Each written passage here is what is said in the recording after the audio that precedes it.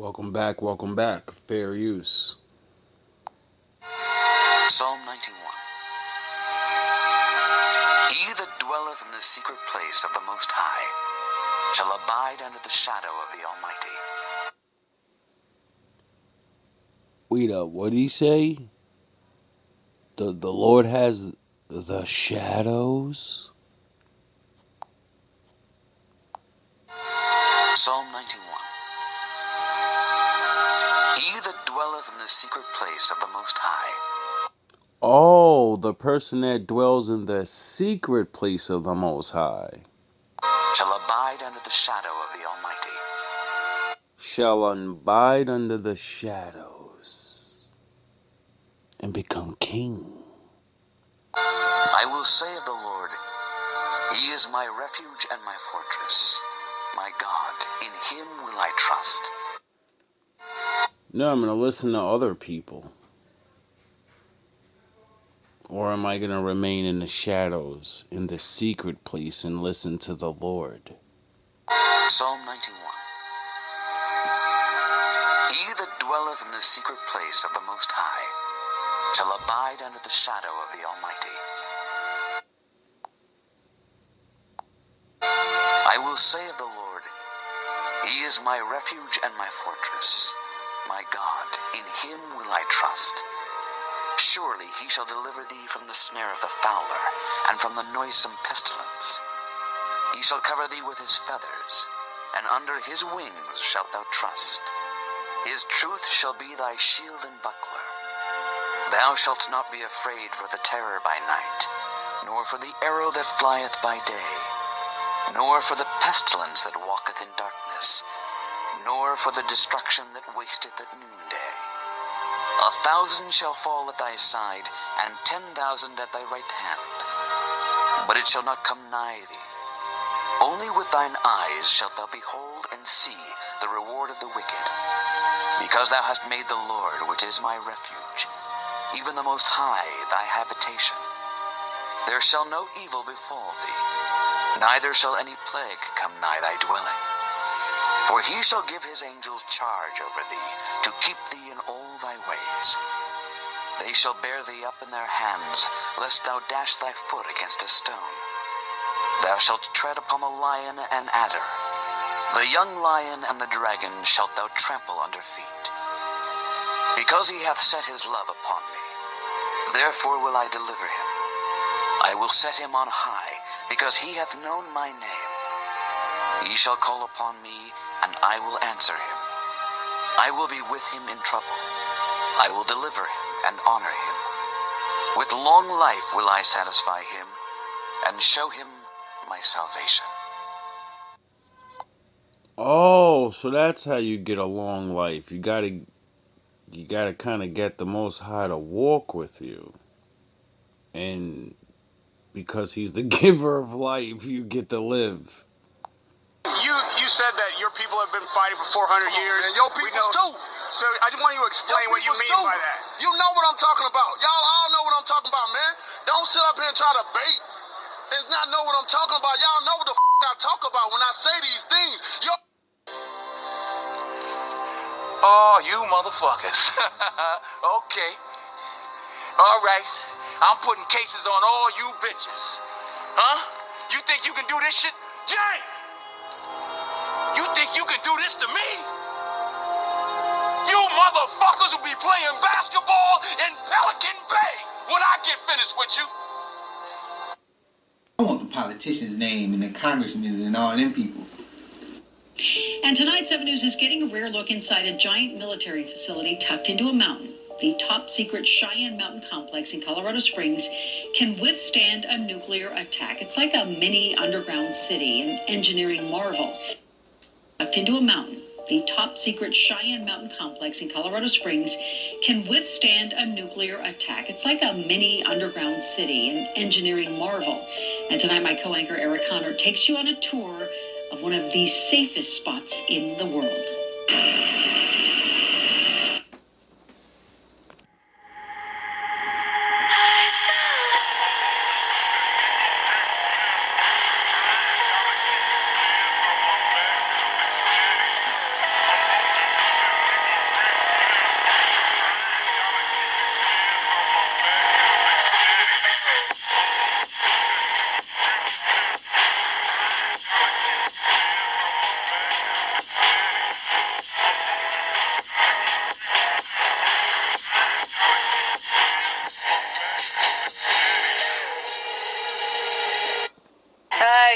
Shalom from Israel. This is Ola, the daughter of Jethro.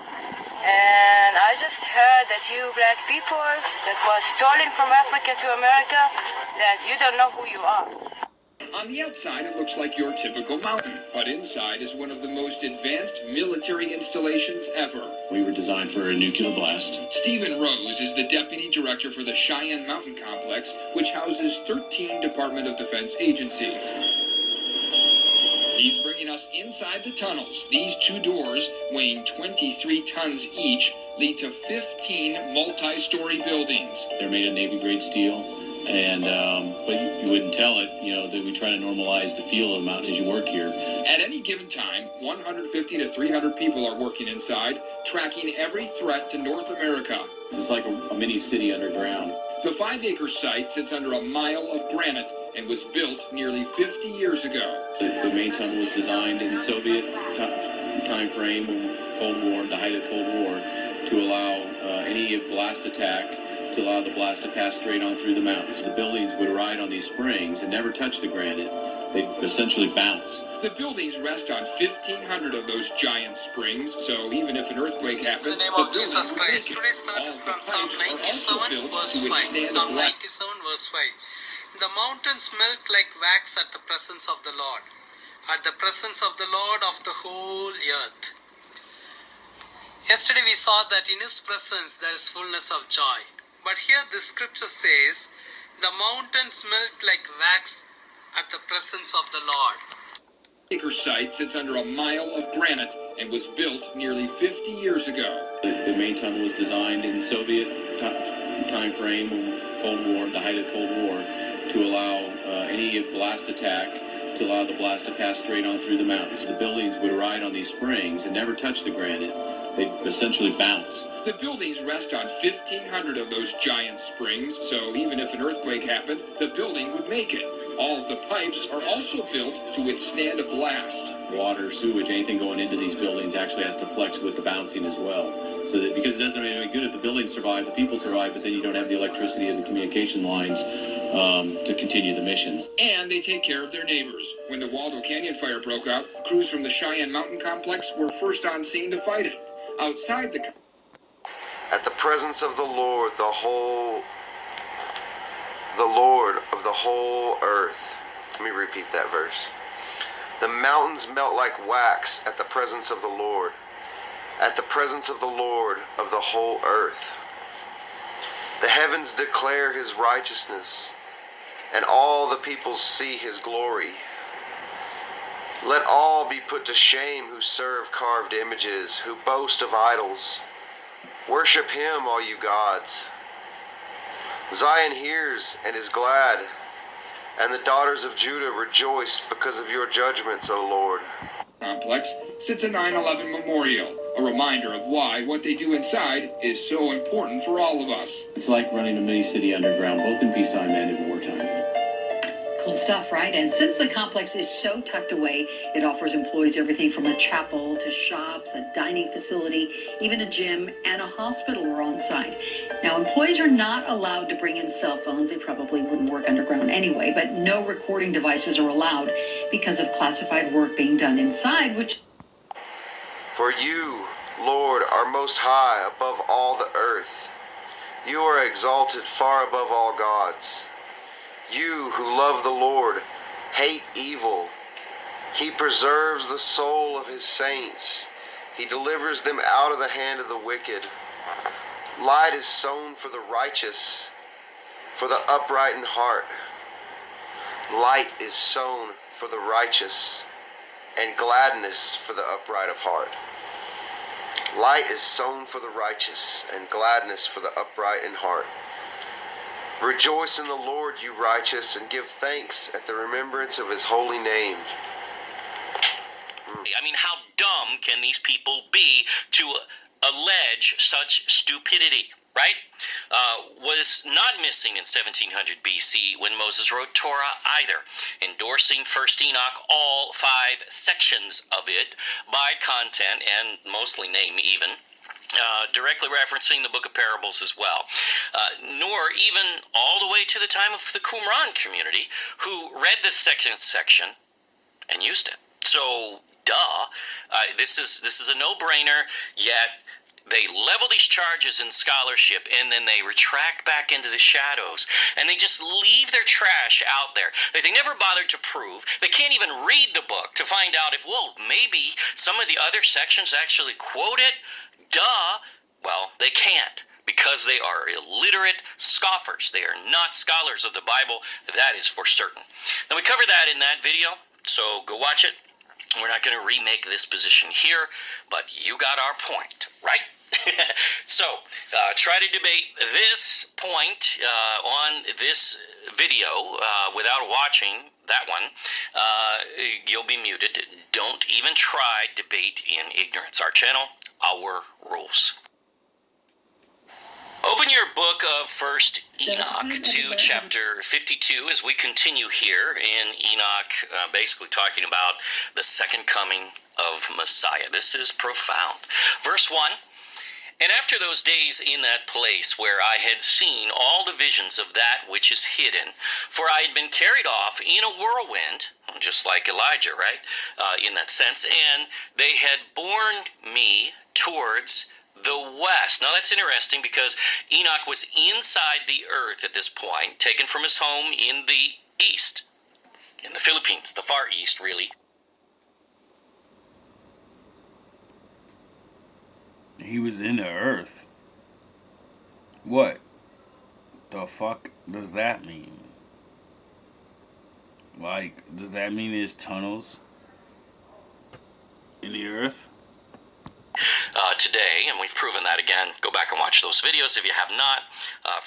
From the beginning, really, we covered geography in the first 8 videos or so, at least 9, 10, 11, somewhere in there. And heading west on a map in the proper perspective is going to be where the North Pole sits, northwest, and is where that entrance is to the inside of the earth, where Enoch is. He's inside. Verse 2. "There mine eyes saw all the secret things of heaven, that shall be a mountain of iron, and a mountain of copper, a mountain of silver, and a mountain of gold, and a mountain of soft metal, and a mountain of lead." Now these serve a purpose, but hang on. So when I say the niggas you look up to don't have a fucking dollar or cent on my father. Mountains made of gold, silver, and everything you can think of. You're not fucking with my daddy. He's bowling out of control up there. Enoch sees these from underneath, from within the earth. So yes, he can see their minerals because of that. Verse 3, "And I asked the angel who went with me, saying, What things are these which I have seen in secret?" Again, cannot really be seen from the surface. Understand that. He is inside the earth here. Verse 4, "And he said unto me, All these things which thou hast seen shall serve the dominion of his anointed," that's Yahushua Messiah only, "that he may be potent and mighty on the earth indeed." Wow. Verse 5, "And that angel of peace answered, saying unto me, Wait a little, and there shall be revealed unto thee all the secret things which surround Yahuwah of spirits." Now that is a wow. "And these mountains which thine eyes have seen, the mountain of iron, the mountain of copper, and the mountain of silver, and the mountain of gold, and the mountain of soft metal, and the mountain of lead, all these shall be in the presence of the elect one." For what purpose? You'll see exactly. Now, that's once again Yahushua Messiah. There is no other. What will happen in his presence? Well, understand the timing of this vision is the era of the day of judgment. That's what this is talking about. Remember what happens on that day. Heaven and earth are made new with eternal fire. Now, with that in mind, let's read. "As wax before the fire, and like the water which streams down from above upon those mountains, and they shall become powerless before his feet." Wow. Back full of rage. I'm back from the stage. Back on my backpack, blacking for days.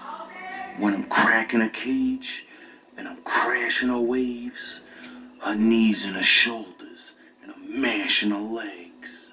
Back from the siege, back from the back where the packs will attack from the back of the stage. Gat to your back, or the bat to your legs. Back to this breakfast, cracking your eggs. You mastered the wizardry, we mastered the mage. Back to the class act, I'm crafting my page. Before his presence in that day, on the day of judgment, the mountains will melt like wax. And there are those who actually try to claim that he is not Elohim, but a mere prophet. Prove it. You cannot, because Scripture's clear. What prophet can do this? Elijah brought down fire from the heavens. Samson killed 1,000 men by himself. I think the one's going to demonstrate the full capacity of what a human body can withstand of Elohim. Because it's either he's coming back, the Father, and he's gonna duel the world one-on-one, because to beat a man, you gotta beat the man. And then you just said everyone's gonna talk shit. So he's gonna come down and personally show everybody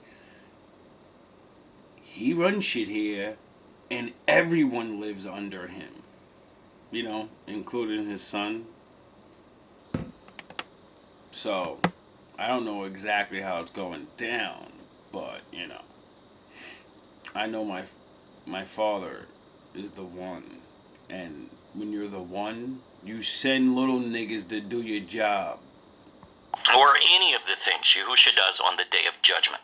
Answer, no one, no man, ever, only one, who is Elohim, who became flesh and dwelt among us, which Enoch well knew would happen, and that he would ascend. Oh yeah, I forgot. No one's ever seen him, and the awesome power of looking in God's face will kill you. Just seeing the Lord kills people. We have to see his son. So, wouldn't that mean there's something that if you look at it, you're dead? Wouldn't that mean that thing's really super duper strong? Because he's so strong, he has to hide himself even from the good ones. Because they can't handle the awesome power of who he truly really is. That sounds like the person I want to be with and say, you're the boss. And back to heaven and return in this fashion in the second coming. It's also clear in the book of Enoch from 4000 BC. This was never a mystery to the true believer in history. Yeah, well, there's believers and then there's Noahs. Remember, you kind of said the Messiah, he's the one that gets told things. And the Messiah said, my brethren, only my brethren, I'm talking to you niggas, only you niggas. Ye are like gods, and I'm gonna be like the Most High, and we're gonna Bringing wrath with the gauge, and you half of my age. I'm the black minotaur from the back of the maze, bringing havoc for days, savagery ways. Back to that blackjack, and I have to engage. I'm back for the slaves, like the man that came back from them caves. Let's get back to those days. But we back on that bullshit. We back on that haze. My bars brooder and badder. Jack back to derange. Back in the flame. Practice the aim. Bars gripping and ripping. I'll show our ass rapper back to the range. Back to the lane. Back to the stage. If you wanna be the real Hover, come back from the caves. It was never just a New Testament concept of some new religion, which is absolutely ridiculous for any church to represent that and try to separate the New Testament from the Old, which is impossible. It cannot be done because Messiah himself tied them together in Matthew 5:17 through 20, and the fact that he quotes all 10 commandments. Paul quotes all 10 commandments. Revelation really quotes all 10, at least in tenor. Pretty much. You're doing too much. Back to the stage. If you want to be the real Hova, come back from the caves. Snapping your back like Bane. You the bat in the cave. Blind to the facts that Jack is back. Strapped with grenades. Strapped and I'm brave. Back from the shade. Blast and evade. Mask and a blade. Bloodbath. Jack is grafting a wave. Headshots to you zombies. I'll put you back in your grave. The 46th chapter of the book of Enoch, a spirit is seen in heaven amongst the angels. Enoch describes this being as having a head as white as wool, and a countenance like that of a man. And there I saw the one to whom belongs time before time, and his head was white like wool. With him was another being whose countenance had the appearance of a man, and his face was full of graciousness, like one of the holy angels. I asked the angel who went with me concerning that Son of Man, and who he was, and whence he was, and why he went with the one to whom belongs the time before time. He answered and said to me, "This." Who are you waiting on? The son of who? Because when I read the Bible, it keeps saying we're waiting on somebody, but it seems like the opposite. You're waiting on somebody that's the Son of God. And the Bible keeps saying everyone that ever saved Israel was a son of a man, meaning they came out of vagina. And then the Lord took favor on them. And the Lord says, I'll never change. This is the Son of Man, who has righteousness, with whom dwells righteousness, and who reveals all the treasures of that which is hidden, because the Lord of the spirits has chosen him, and whose lot has the preeminence before the Lord of the spirits in uprightness forever. This Son of Man, whom you have seen, shall raise up the kings and the mighty from their seats, and the strong from their thrones, and shall loosen the reins of the strong, and break the teeth of the sinners. 1 Enoch 46:1-4. And at that hour, that Son. Nah, he's going to come back and preach to everybody like he did before. The kings and the mighty from their seats, and the strong from their thrones, and shall loosen the reins of the strong, and break the teeth of the sinners.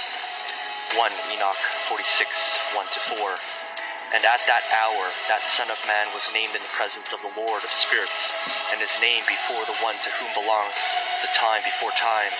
Yes, before the sun and the signs were created, before the stars of heaven were made, his name was named before the Lord of the spirits. He shall be a staff to the righteousness, whereon to stay themselves and not fall, and he shall be the light of the Gentiles, and to the hope of those who are troubled of heart. All who dwell on the earth shall fall down in worship before him.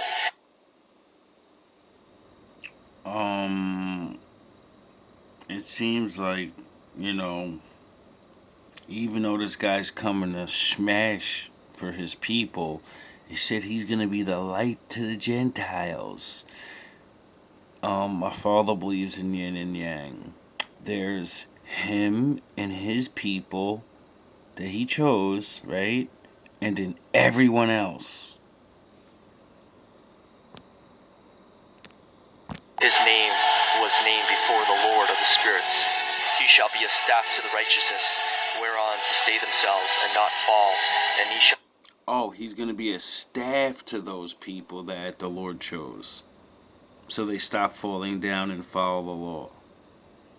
Shall be the light of the Gentiles, and to the hope of those who are troubled of heart. All who dwell on the earth shall fall down and worship before him. Oh, everyone's going to fall down and worship before him. They didn't say worship him,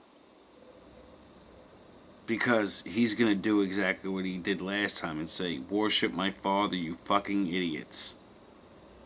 And will praise and bless and celebrate with song the Lord of the spirits. For this reason he has been chosen and hidden before him, before the creation of the world and forevermore. The wisdom of the Lord of the spirits has revealed him to the holy and righteous, for he has preserved the lot of the righteous, because they have hated and despised this world of unrighteousness, and have hated all its works and ways in the name of the Lord of the spirits. For in his name they are saved, and according to his good pleasure has it been in regard to their life. In these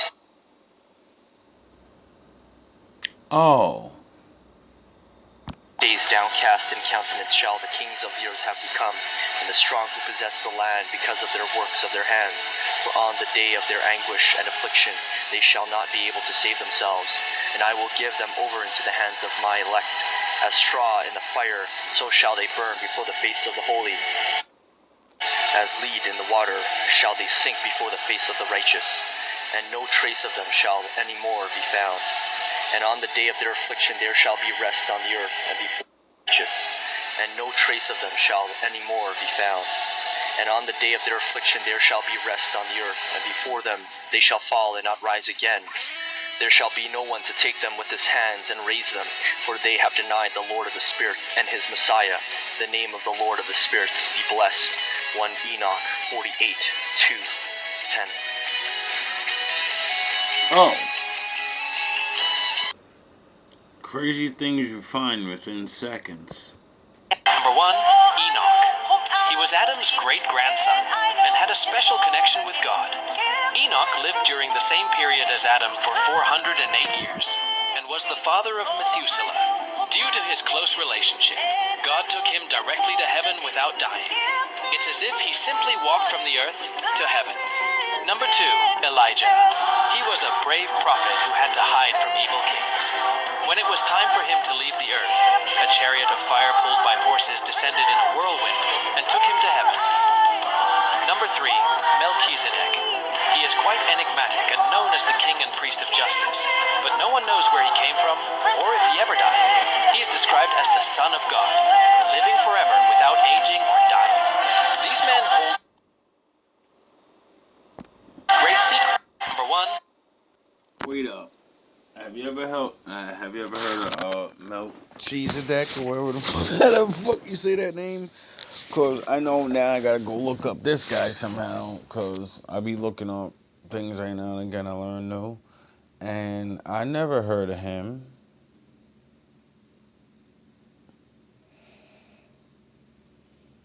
Maybe that guy was mistaken, but I know he wasn't about Elijah. I read that. I know he wasn't wrong about Enoch because I read that.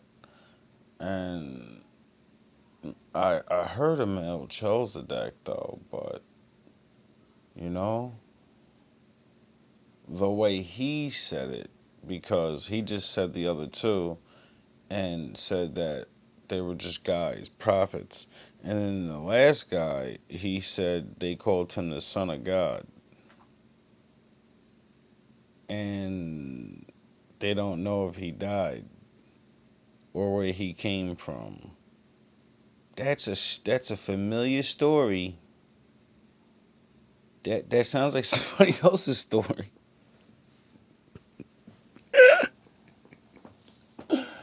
Oh boy. Anyway, all love. All praise to the Most High. I don't know what's true anymore. But what I do know is the Lord said time reveals all things. So, you know, I guess we all need to do some studying. 'Cause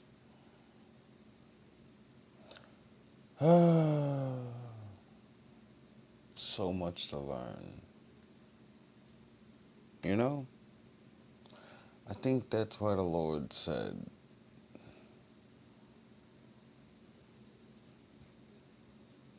you know, like read, figure out what you like about it.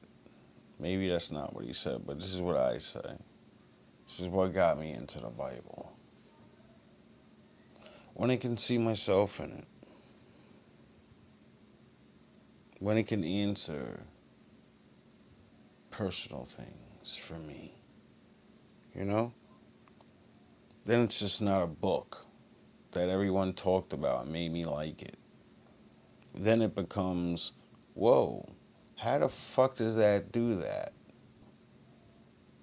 I mean, all stories have a similarity to all of us.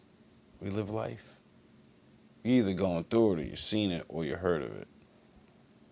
You know? So. But when you have understanding to the basics of this world, it makes not knowing the more intellectual things, you know? Makes it a little easy to deal with. At least I think so. 'Cause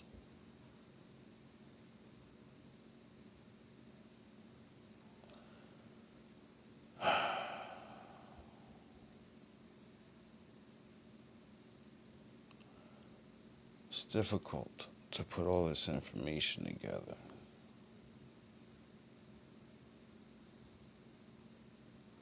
That lead to other things. You know?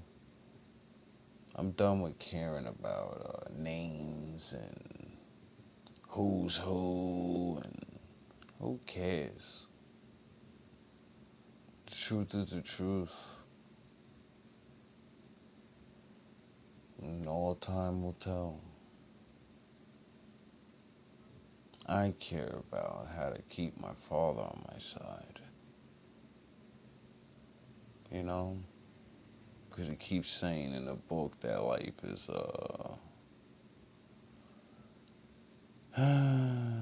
it's bound to get a little, feisty out here. And every day, I turn on the goddamn internet, the news. It's just always something, you know? But the Bible gave me a great perspective of that already. I think that's what humbled me. Knowing when you read about or you see and then you learn like how many hours are in a day and then how many people and how many situations, you start realizing the world you actually live in. You're like, yo, there are good and bad things happening every fucking second.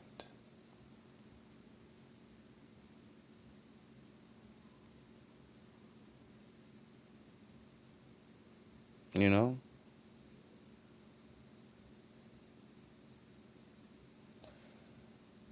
For some, it should give you an appreciation for all the times you get to say you're bored,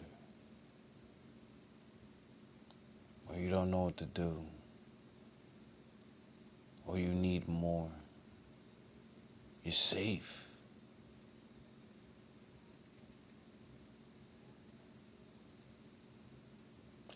You won't even enjoy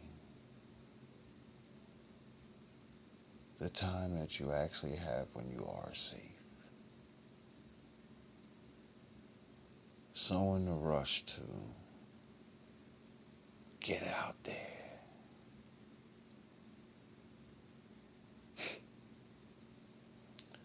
Have a good night.